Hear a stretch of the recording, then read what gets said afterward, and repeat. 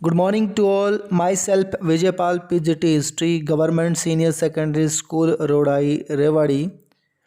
Class 11th, Chapter 4th, इस्लाम का उदय और विस्तार, लगभग 570 से 1200 ईस्वी। भाग 1 में आप सभी का स्वागत करता हूँ। पाठ के उद्देश्य। प्यारे बच्चों, इस्लाम का उदय और विस्तार भाग 1 के मुख्य उद्देश्य इस प्रकार हैं। पहला है इस्लाम का अर्थ एवं उसकी पृष्ठभूमि को जानना। दूसरा, इस्लाम की जानकारी के विभिन्न प्रकार के स्रोतों के बारे में विस्तार पूर्वक जानना। तीसरा है अरब क्षेत्र में इस्लाम के उदय के संदर्भ में धर्मनिष्ठा, समुदाय और राजनीति का विस्तार पूर्वक अध्ययन करना। और चौथा उद्देश्य है खलीफाओं के शासनकाल में इस्लाम के विस्तार, गृह युद्ध और संप्रदाय निर्माण की प्रक्रिया को जानना और समझना। पाठ के मुख्य बिंदु। प्यारे बच्चों, भाग 1 के मुख्य बिंदु इस प्रकार हैं। इस्लाम एक परिचय। दूसरा बिंदु है इस्लाम की जानकारी के स्रोत। तीसरा पॉइंट है अरब में इस्लाम का उदय, और इसी पॉइंट में हमें पढ़ना है धर्मनिष्ठा, समुदाय और राजनीति। चौथा मुख्य बिंदु है खलीफाओं का शासन, और इसी बिंदु में हमें बात करनी है विस्तार, गृह युद्ध और संप्रदाय निर्माण। इस्लाम एक परिचय। प्यारे बच्चों, हमारे इस भाग का यह पहला मुख्य बिंदु है। इस बिंदु में हमें इस्लाम के अर्थ और उसके परिचय को जानना है।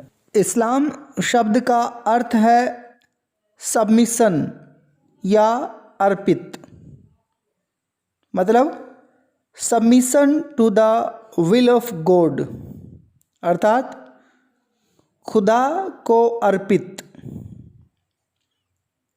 अगर इस शब्द के मूल की अगर बात करें तो इस्लाम शब्द अरबी भाषा के शब्द सालम से बना है, जिसका अर्थ होता है पीस या शांति। जो इंसान खुदा को अर्पित हो जाए या सर्वसमर्पण कर दे, वह इस्लाम को मानने वाला होता है। आज जबकि हम 21वीं सदी में जी रहे हैं, संसार के समस्त भागों में रहने वाले मुसलमानों की संख्या लगभग 1 अरब या इससे अधिक है, और ये सभी मुसलमान भिन्न भिन्न राष्ट्रों के नागरिक हैं। इनकी भाषाएं अलग हैं, इनका पहनावा भी अलग अलग तरीके का है, और वे जिन तरीक़ों से मुसलमान बने हैं वो भी अलग अलग प्रकार के रहे हैं, और वे परिस्थितियां भी अलग अलग थी या भिन्न थी, जिनके कारण वे अपने अपने रास्तों पे चले गए। फिर भी मुस्लिम समाजों की जड़ें एक अधिक एकीकृत अतीत में समाहित हैं या जुड़ी हुई हैं, जिसका आरंभ लगभग 1400 वर्ष पहले अरब प्रायद्वीप में हुआ था। 600 से 1200 ईस्वी तक की अवधि में यह इलाका अर्थात अरब प्रायद्वीप इस्लामी सभ्यता का मूल क्षेत्र था। इन शताब्दियों में इस्लामी समाज में अनेक प्रकार के राजनीतिक और सांस्कृतिक प्रतिरूप दिखाई देते हैं। इस्लामी शब्द का प्रयोग यहाँ केवल धार्मिक अर्थों में नहीं है, बल्कि उस समूचे समाज और संस्कृति के लिए भी किया गया है जो ऐतिहासिक दृष्टि से इस्लाम से जुड़ी हुई रही हैं। इस मुस्लिम समाज में जो कुछ भी घटित हो रहा था, उसका उद्भव सीधे धर्म से नहीं हुआ था, बल्कि इसका उद्भव एक ऐसे समाज से हुआ था जिसमें मुसलमानों को और उनके धर्म को सामाजिक रूप से प्रमुखता प्राप्त थी। गैर मुसलमान भले ही कुछ गौण सही, लेकिन हमेशा इस समाज के अभिन्न अंग रहे हैं, जैसे कि ईसाई प्रदेशों में यहूदी रहे। इस्लाम की जानकारी के स्रोत अर्थात इस्लाम की जानकारी के साधन क्या क्या हैं? प्यारे बच्चों, जब हम इस्लाम की जानकारी के साधनों की बात करते हैं तो हमारे सामने विविध प्रकार के स्रोत उपलब्ध हैं, जैसे इतिवृत्त और त्वारीख, अर्ध ऐतिहासिक स्रोत, अखबार, दस्तावेजी साक्ष्य और पुरातात्विक साक्ष्य। इतिवृत्त अथवा त्वारीख, जिनमें घटनाओं का वृत्तांत कालक्रम के अनुसार दिया जाता है, अर्थात समय की सीक्वेंस के अनुसार दिया जाता है। इस 600 से 1200 तक के बीच का जो मुस्लिम क्षेत्र है, इसके इतिहास की जानकारी के महत्वपूर्ण साधन है। इसके अलावा अर्ध ऐतिहासिक ग्रंथ जैसे जीवन चरित्र या पैगंबर मोहम्मद के कथनों और कृत्यों के अभिलेख, जिनको अदीत कहा जाता है, और कुरान के बारे में की गई टीकाएँ अर्थात टिप्पणियाँ, जिसको तफसीर कहा जाता है। जब इन विविध प्रकार के हम स्रोतों के इकट्ठा करने या इन स्रोतों की उस निर्माण प्रक्रिया को देखते हैं जैसे जिनसे इन स्रोतों को इकट्ठा किया गया है, तो हम पाते हैं कि इनकी प्रामाणिकता पर विशेष ध्यान दिया गया है और एक आलोचनात्मक तरीके से इन खबरों को पहुंचाने वाले स्रोत की विश्वसनीयता को जांचा जाता था। हालांकि इसमें कुछ कमी हो सकती है, लेकिन अपने समय के हिसाब से इनकी प्रामाणिकता बेजोड़ रही है। इन विविध प्रकार के स्रोतों की भाषाएं भी अनेक रही हैं। मुख्य रूप से अरबी भाषा इन स्रोतों का आधार है, लेकिन अरबी भाषा के अलावा फ़ारसी, सीरियाक भी महत्वपूर्ण भाषाएं हैं जिनसे हमें इन स्रोतों का पता चलता है। उदाहरण के लिए अरबी भाषा की सर्वोत्तम कृति तबरी, जिनका निधन 923 ईस्वी में हुआ था, इस कृति को 38 खंडों में अंग्रेजी भाषा में अनुवाद किया गया है।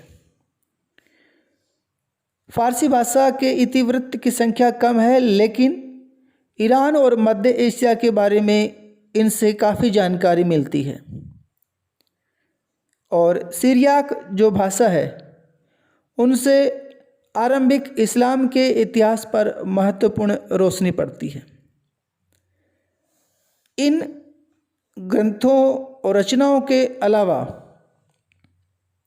हमें कानूनी पुस्तकें, भूगोल, यात्रा वृत्तांत और साहित्यिक रचनाओं जैसे कहानियाँ और कविताओं से भी इस्लाम के बारे में काफ़ी जानकारी मिलती है। इन स्रोतों के अलावा दस्तावेजी साक्ष्य, जिनमें लेखों के खंडित अंश शामिल हैं, जैसे सरकारी आदेश अथवा निजी पत्राचार, ये भी इतिहास लेखन के सर्वाधिक बहुमूल्य ग्रंथ या साक्ष्य हैं, क्योंकि इनमें पूर्व चिंतन कर अर्थात पहले से बिना सोचकर घटनाओं और व्यक्तियों का उल्लेख होता है। लगभग समूचा साक्ष्य यानी कि दस्तावेजी साक्ष्य है जो यूनानी और अरबी पैपाइरस जो प्रशासनिक इतिहास का महत्वपूर्ण स्रोत हैं या गेनिजा अभिलेख से प्राप्त होता है। कुछ साक्ष्य पुरातात्विक भी हमारे सामने हैं जिनमें उजड़े हुए महलों की खुदाई से जानकारी मिली है या मुद्रा शास्त्रीय जिनमें सिक्कों का अध्ययन किया जाता है और पुरालेखीय जिनमें शिलालेखों का अध्ययन किया जाता है। इन सभी पुरातत्वीय साक्ष्यों से भी हमें काफ़ी कुछ जानकारी मिलती है, विशेषकर आर्थिक इतिहास, कला इतिहास, विभिन्न शासकों या राजाओं के नामों और तारीखों के प्रमाण के रूप में ये बहुत ही महत्वपूर्ण है। अरब में इस्लाम का उदय, और इसी पॉइंट में हमें विशेष रूप से बात करनी है धर्मनिष्ठा, समुदाय और राजनीति की। प्यारे बच्चों, यह हमारे इस भाग का अगला मुख्य बिंदु है जिसमें हमें इस्लाम के उदय की परिस्थितियों और इस्लाम का एक धर्म के साथ साथ समुदाय और राजनीति के विकास को समझना जानना है। इस्लाम धर्म का उदय 6वीं शताब्दी के अंतिम वर्षों में और 7वीं शताब्दी के शुरुआती वर्षों में हुआ है, जो पैगंबर मोहम्मद साहब के द्वारा किया गया है। पैगंबर मोहम्मद मुख्य रूप से सौदागर थे और भाषा तथा संस्कृति की दृष्टि से अरबी थे। 6वीं शताब्दी की अरब संस्कृति अधिकांशतः अरब प्रायद्वीप और दक्षिणी सीरिया तथा मेसोपोटामिया के क्षेत्रों तक सीमित थी। अरब लोग कबीलों में बटे हुए थे। कबीले मुख्य रूप से रक्त संबंधों, जो वास्तविक भी हो सकते थे या काल्पनिक, पर आधारित होते थे। अरबी कबीले वंशों से बने हुए होते थे अथवा बड़े परिवारों के समूह होते थे।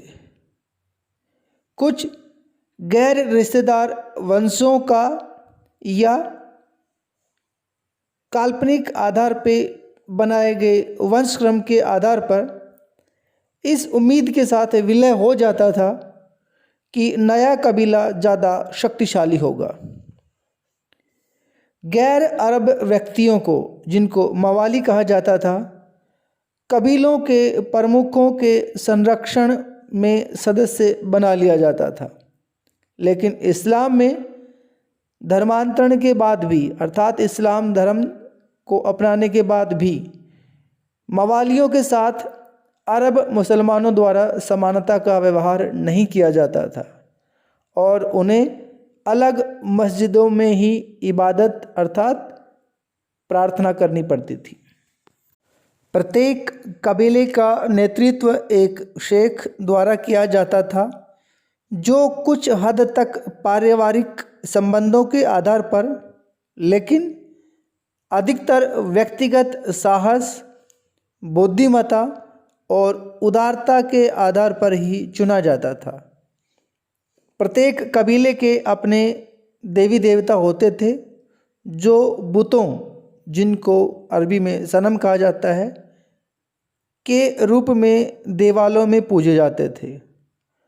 बहुत से अरबी कबीले खानाबदोस या बेदुइन होते थे, जो खाने की चीज़ों, विशेषकर खजूर और ऊँटों के चारे की तलाश में रेगिस्तानों में सूखे क्षेत्रों से हरे भरे क्षेत्रों अर्थात नखलिस्तानों की ओर जाते रहते थे। पैगंबर मोहम्मद का अपना कबीला कुरैश मक्का में रहता था और उसका वहाँ के मुख्य धर्मस्थल पर नियंत्रण था।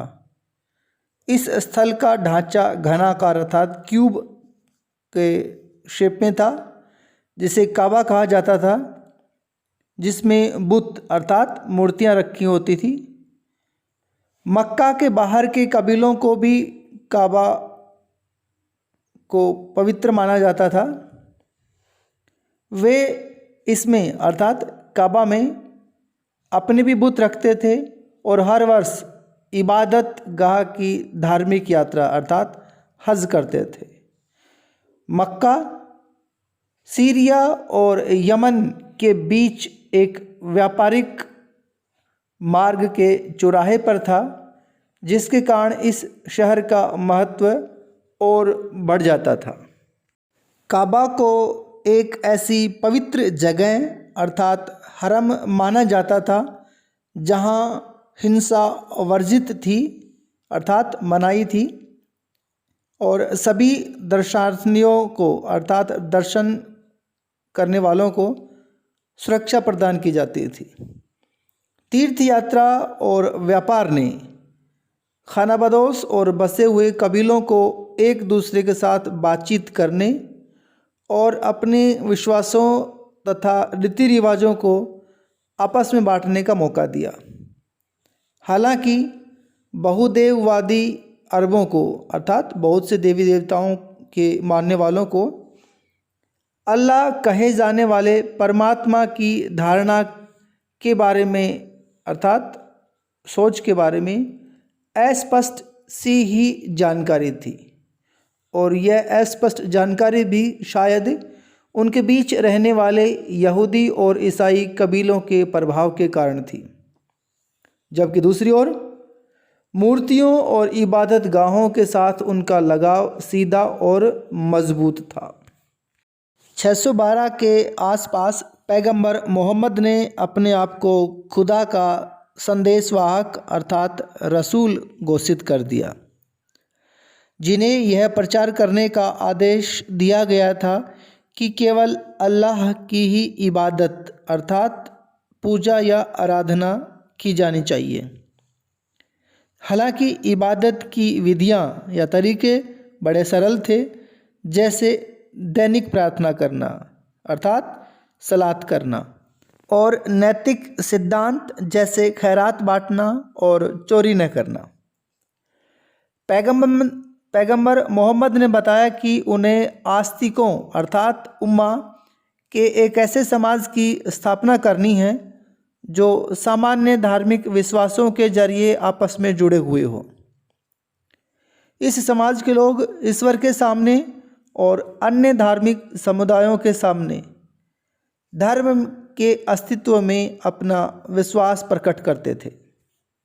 लेकिन पैगंबर मोहम्मद के संदेश ने मक्का के उन लोगों को विशेष रूप से प्रभावित किया जो अपने आप को व्यापार और धर्म के लाभों से वंचित महसूस कर रहे थे। इस धर्म सिद्धांत को अर्थात पैगंबर मोहम्मद के सिद्धांत को जो लोग स्वीकार कर लेते थे उन्हें मुसलमान या मुस्लिम कहा जाता था। उन्हें क़यामत के दिन मुक्ति, क़यामत के दिन का मतलब होता है कि जब इस पृथ्वी का अंतिम दिन होगा, जब पृथ्वी नष्ट हो जाएगी,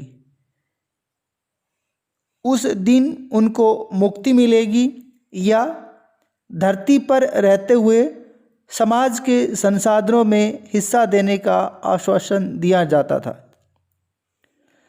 मुसलमानों को शीघ्र ही मक्का के समृद्ध अर्थात धनी लोगों के भारी विरोध का सामना करना पड़ा था, क्योंकि उन्हें अपनी देवी देवताओं का ठुकराया जाना पसंद नहीं था और जिन्होंने नए धर्म को मक्का की प्रतिष्ठा और समृद्धि के लिए खतरा समझा था। सन 622 में पैगंबर मोहम्मद को अपने अनुयायियों के साथ मदीना जाने पर मजबूर होना पड़ा था। पैगंबर मोहम्मद की इस यात्रा अर्थात मक्का से मदीना जाने की यात्रा को हिजरा के नाम से जाना जाता है। जिस वर्ष उनका आगमन मदीना में हुआ, उस वर्ष से मुस्लिम कैलेंडर अर्थात हिजरी सन की शुरुआत मानी जाती है। किसी धर्म का जीवित रहना उस पर विश्वास करने वाले लोगों के जिंदा रहने पर निर्भर करता है। इन लोगों के समुदाय को आंतरिक रूप से मजबूत बनाना और बाहरी खतरों से बचाना जरूरी होता है। सुदृढ़ीकरण और सुरक्षा के लिए राजनीतिक संस्थाओं की आवश्यकता होती है, जैसे राज्य और सरकारें, जो या तो पीछे से विरासत में मिलती हैं या फिर कहीं बाहर से प्राप्त की जाती हैं, अथवा जिनका निर्माण बिल्कुल नए सिरे से करना पड़ता है। पैगंबर मोहम्मद ने इन तीनों तरीक़ों से मदीना में एक राजनीतिक व्यवस्था की स्थापना की, जिसने उनके अनुयायियों को सुरक्षा प्रदान की जिसकी उन्हें आवश्यकता थी।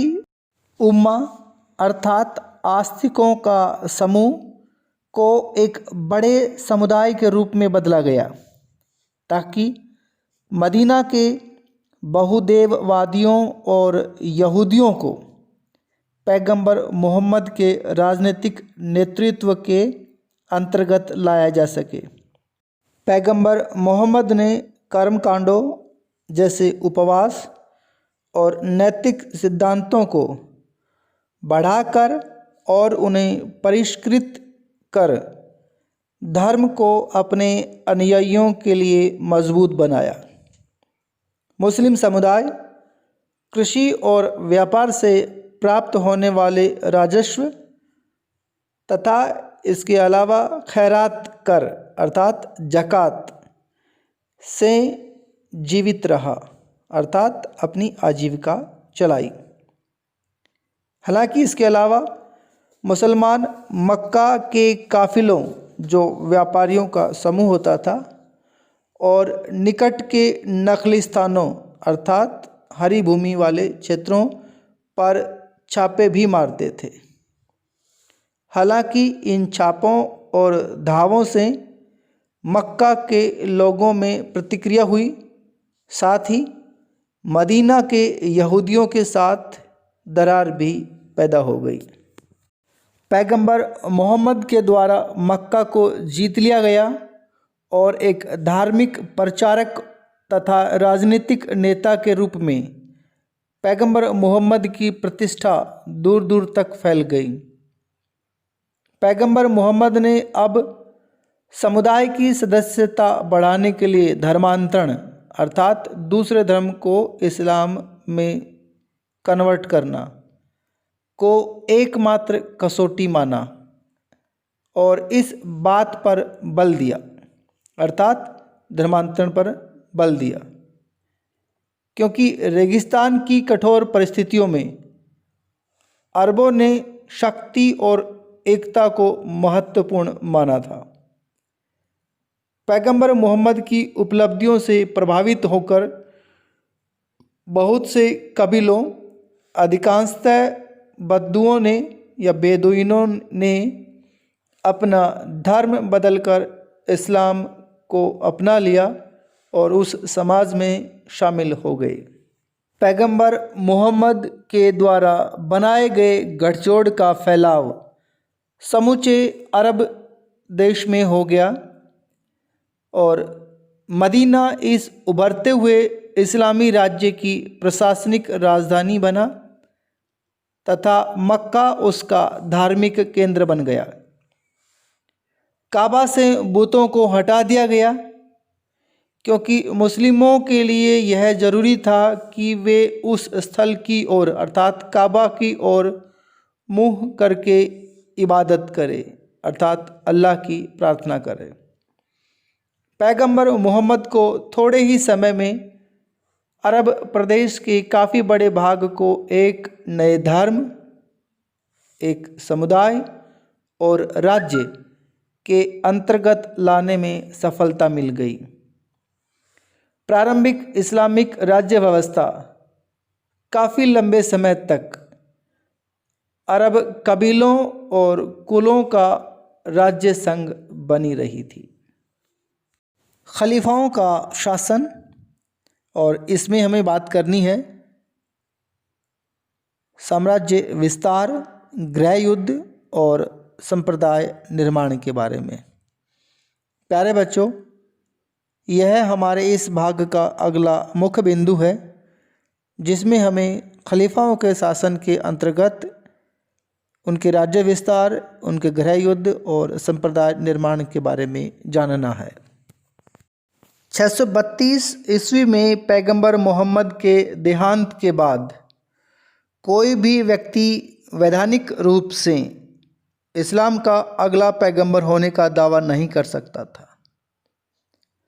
इसके परिणाम स्वरूप उनकी राजनीतिक सत्ता उत्तराधिकार के किसी स्थापित सिद्धांत के अभाव में उम्मा अर्थात आस्तिकों के समुदाय को हस्तांतरित कर दी गई। इसके परिणाम स्वरूप नवाचारों अर्थात नए तरीकों के लिए अवसर उत्पन्न हो गए, लेकिन इससे मुसलमानों में गहरे मतभेद भी पैदा हो गए।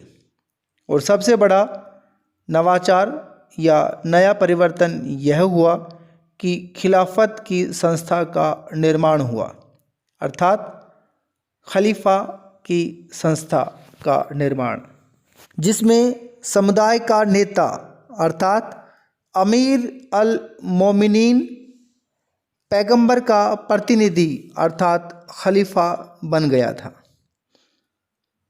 पहले 4 खलीफाओं, जिनका समय 632 से 661 ईस्वी के बीच रहा है, ने पैगंबर के साथ अपने गहरे और नज़दीकी संबंध के आधार पर अपनी शक्तियों का औचित्य स्थापित किया था और पैगंबर द्वारा दिए गए मार्ग निर्देशों के अंतर्गत उनका कार्य जारी रखा। खिलाफत के 2 प्रमुख उद्देश्य थे। पहला, कबीलों पर नियंत्रण कायम करना, जिनसे मिलकर उम्मा का गठन हुआ था, और दूसरा, राज्य के लिए संसाधन जुटाना था।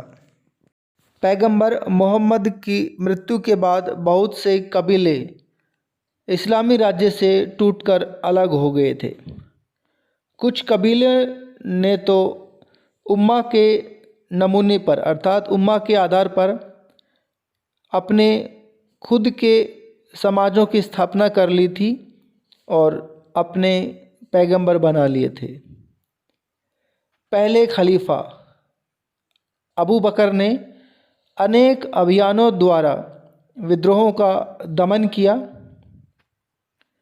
और दूसरे खलीफा उमर ने उम्मा की सत्ता के विस्तार की नीति को अपनाया। खलीफा जानता था कि उम्मा को व्यापार और करों से होने वाली मामूली आय के बल पर नहीं चलाया जा सकता। यह महसूस करते हुए कि अभियानों के रूप में मारे जाने वाले छापों से लूट की भारी धनराशि अर्थात गनीमा प्राप्त की जा सकती है, खलीफा और उसके सेनापतियों ने पश्चिम में बाइजेंटाइन साम्राज्य और पूर्व में ससानी साम्राज्य अर्थात ईरान के साम्राज्य के इलाकों को जीतने के लिए अपने कबीलों की शक्ति जुटाई। अरबों के आक्रमण के समय इन दोनों साम्राज्यों की शक्ति में धार्मिक संघर्षों तथा अभिजात वर्गों के विद्रोहों के कारण गिरावट आ चुकी थी। इसके कारण युद्धों और संधियों के जरिए उन्हें अपने अधीन लाना आसान हो गया था। 3 सफल अभियानों, जिनका समय 637 से 642 है, में अरबों ने सीरिया, इराक, ईरान और मिस्र को मदीना के नियंत्रण में ला दिया, क्योंकि सामरिक नीति, धार्मिक जोश और विद्रोहियों की कमजोरियों ने अरबों की सफलता में योगदान दिया था। तीसरे खलीफा अर्थात उस्मान ने अपना नियंत्रण मध्य एशिया तक बढ़ाने के लिए और अभियान चलाए। इस प्रकार पैगंबर मोहम्मद की मृत्यु के एक दशक के अंदर ही अरब इस्लामी राज्य ने नील और ऑक्सस नदी के बीच के विशाल क्षेत्र को अपने नियंत्रण में ले लिया और ये इलाके आज भी मुस्लिम शासन के अंतर्गत ही हैं। जीते गए सभी प्रांतों में खलीफाओं ने नया प्रशासनिक ढांचा लागू किया, जिनके अध्यक्ष गवर्नर अर्थात अमीर और कबीलों के मुखिया अर्थात अशरफ होते थे। केंद्रीय राजकोष, जिसको बैत अल माल कहा जाता था, अपना राजस्व मुसलमानों द्वारा अदा किए जाने वाले करों से और इसके अलावा धावों से अर्थात हमलों से मिलने वाली लूट में अपने हिस्से से प्राप्त करता था। खलीफा के सैनिक, जिनमें अधिकतर बेदुइन थे, रेगिस्तान के किनारों पर बसे शहरों जैसे कूफा, बसरा आदि में शिविरों के रूप में रहते थे, ताकि वे अपने प्राकृतिक आवास स्थलों के निकट और खलीफा की कमान के अंतर्गत बने रहें। शासक वर्ग और सैनिकों को लूट में हिस्सा मिलता था और मासिक अदायगियाँ अर्थात अता प्राप्त होती थी। गैर मुस्लिम लोगों को करों अर्थात खराज और जजिया को अदा करने पर उनकी संपत्ति का और उनके धार्मिक कार्यों को संपन्न करने का अधिकार बना रहता था। यहूदी और ईसाई राज्य के लोग संरक्षित लोग के रूप में अर्थात धिम्मीज के रूप में घोषित किए गए थे और अपने सामुदायिक कार्यों को करने के लिए उन्हें काफ़ी अधिक स्वायत्तता अर्थात स्वतंत्रता दी गई थी। हालांकि यह राजनीतिक विस्तार और एकीकरण का कार्य अरब कबीले सरलता से नहीं कर पाए थे, क्योंकि राज्य क्षेत्र के विस्तार से संसाधनों और पदों के वितरण के बारे में पैदा हुए झगड़े उम्मा की एकता के लिए खतरा बन गए थे। आरंभिक इस्लामिक राज्य के शासन भी मक्का के कुरैश लोगों का ही बोलबाला था। तीसरे खलीफा अर्थात उस्मान, जिनका समय 644 से 56 है, भी एक कुरैश ही थे। उसने अधिक नियंत्रण प्राप्त करने के लिए प्रशासन को अपने ही आदमियों से भर दिया था। इससे राज्य का मक्काई स्वरूप अर्थात मक्का के लोगों का शामिल होना और अधिक जोरदार हो गया था। परिणाम स्वरूप अन्य कबीलों के साथ झगड़े पैदा हो गए। विशेषकर इराक और मिस्र में तो विरोध था ही, अब मदीना में भी विरोध उत्पन्न हो जाने के कारण उस्मान की हत्या कर दी गई। उस्मान की मृत्यु के बाद अली को चौथा खलीफा बनाया गया। अली के द्वारा, जिसका समय 656 से 661 है, उन लोगों के खिलाफ जो मक्का के अभिजात तंत्र का प्रतिनिधित्व करते थे अर्थात मक्का का प्रतिनिधित्व करते थे, के विरुद्ध 2 युद्ध लड़े जाने के बाद मुसलमानों में दरार और भी गहरी हो गई। अली ने अपने आप को कूफा अर्थात इराक में स्थापित कर लिया और मोहम्मद की पत्नी अर्थात आयशा के नेतृत्व वाली सेना को ऊँटों की लड़ाई जो 657 ईस्वी में होती है में पराजित कर दिया। लेकिन उस्मान के नातेदार और सीरिया के गवर्नर मुआविया के नेतृत्व वाले गुट का वह दमन नहीं कर सका।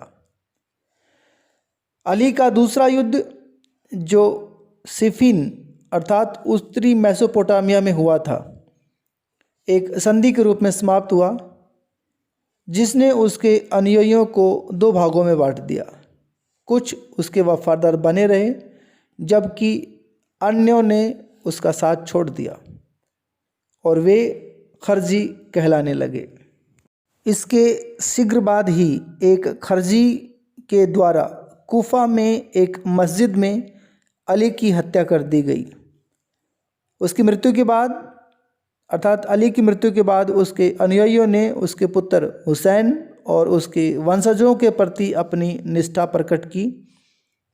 मुआविया ने 661 में अपने आप को अगला खलीफा घोषित कर दिया और सैयद वंश की स्थापना की, जो 750 ईस्वी तक चलता रहा। पाठ की दोहराई। प्यारे बच्चों, इस पाठ के सभी बिंदुओं पर विस्तार पूर्वक चर्चा करने के बाद आइए एक बार पुनः पाठ की दोहराई या पुनरावृत्ति करते हैं। हमने पढ़ा कि इस्लाम का अर्थ एवं उसकी पृष्ठभूमि क्या है। दूसरा, इस्लाम की जानकारी के विभिन्न प्रकार के स्रोतों के बारे में विस्तार पूर्वक जाना है। तीसरा, अरब क्षेत्र में इस्लाम के उदय के संदर्भ में धर्मनिष्ठा, समुदाय और राजनीति का विस्तार पूर्वक अध्ययन किया है। और अगली बात, खलीफाओं के शासनकाल में इस्लाम के विस्तार, उनके गृह युद्ध और उनके संप्रदाय निर्माण की प्रक्रिया को जाना और समझा है। गृह कार्य या होमवर्क। प्यारे बच्चों, पाठ के सभी बिंदुओं पर विस्तार पूर्वक चर्चा करने के साथ साथ पाठ की दोहराई करने के आधार पर आपको गृह कार्य के लिए निम्न प्रश्न दिए जा रहे हैं। पहला प्रश्न है, पूरी दुनिया के मुसलमानों के तौर तरीके में काफ़ी विविधता के बावजूद उनकी जड़ें एक समान इतिहास में समाई हुई हैं। टिप्पणी करें। दूसरा प्रश्न, इस्लाम की जानकारी के विभिन्न प्रकार के स्रोत हैं, उदाहरण देकर स्पष्ट करें। तीसरा, अरब क्षेत्र में इस्लाम का उदय 7वीं सदी की एक महत्वपूर्ण राजनीतिक, सामाजिक एवं धार्मिक घटना थी, कैसे? और चौथा प्रश्न है, खलीफाओं का शासनकाल 632 से 661 साम्राज्य विस्तार के साथ साथ आपसी संघर्षों का भी समय था, कैसे? प्यारे बच्चों, इस्लाम का उदय और विस्तार भाग 1 के सभी बिंदुओं का आपने विस्तार पूर्वक अध्ययन किया है, साथ में इसकी दोहराई भी की है।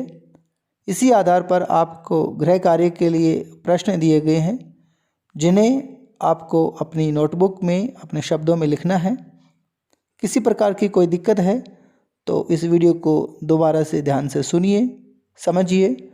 उम्मीद है यह पार्ट 1 आपको अच्छे से समझ आ गया होगा। आप सभी का बहुत बहुत धन्यवाद।